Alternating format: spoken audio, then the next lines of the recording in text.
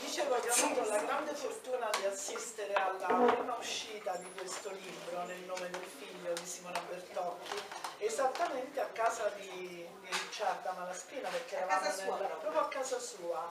nel castello Malaspina a Massa, un romanzo storico, ma sebbene narri le vicende delle famiglie Malaspina Cibo, nonché le guerre, le battaglie, i matrimoni politici, le lotte intestine, le esecuzioni e quant'altro per accaparrarsi feudi, onori e titoli nobiliari nei primi 50 anni del 1500, tutti elementi che potrebbero dar vita ad un testo accademico, adatto magari a uno storico piuttosto che a un lettore comune. Invece Nel nome del figlio si legge con entusiasmo e passione,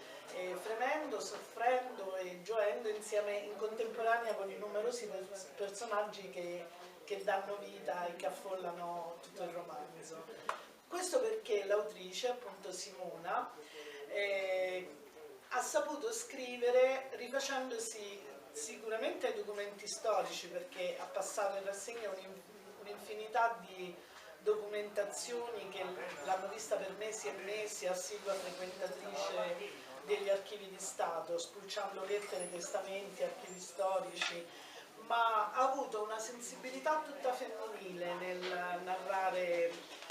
sostanzialmente la storia di due donne, che sono Ricciarda Malaspina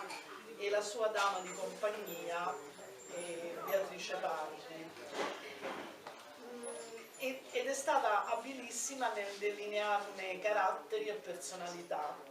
Perché di Alberico si conosceva assolutamente tutto, mentre della madre si conosceva così poco. Era come se nella storia di Massa mancasse una generazione, la generazione di Ricciarda. Si sapeva addirittura più del padre di Ricciarda,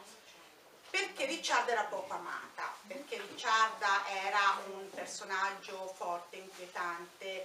arrivista, cattivo volendo, anche perché poi quando leggerete il libro capirete anche di che cosa è stato capace, però siamo nel 1500 e Ricciarda Malaspina riesce a governare in modo indiscusso sia il feudo Malaspina e a tessere una politica estera incredibile, in combutta con l'imperatore. Aveva sposato il nipote di due papi, un avo di Lorenzo il Magnifico, ed è riuscita a lui a togliere anche il pretesto di governare, perché a un certo punto gli ha tolto anche la comproprietà ed è rimasta la signora indiscussa,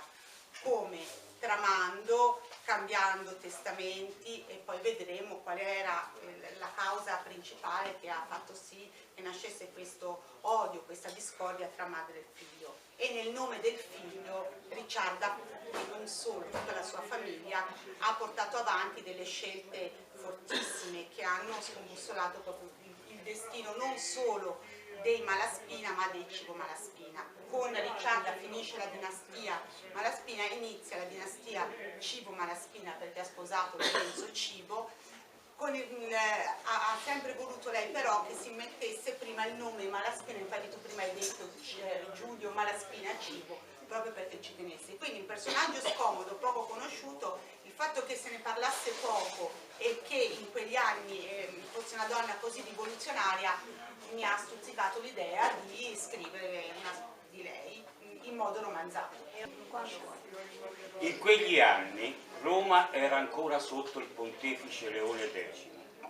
il quale nominò cardinale il cugino Giuliano, futuro Papa Clemente VII, e il nipote Innocenzo Cibo, fratello di Lorenzo. Innocenzo non conduceva vita meno mondana della cognata Ricciarda. Tutti sapevano quanto amasse le battute di caccia, il gioco d'azzardo, i ricevimenti, le abbuffate ai banchetti,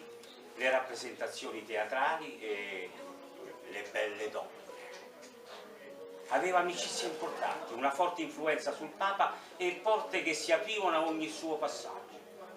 Per tutti questi motivi, Ricciarda pensò bene di rendere più intima la sua amicizia con il cognato, tanto che il loro legame andò ben oltre la parentela. L'avevo davanti la scultura delle sculture,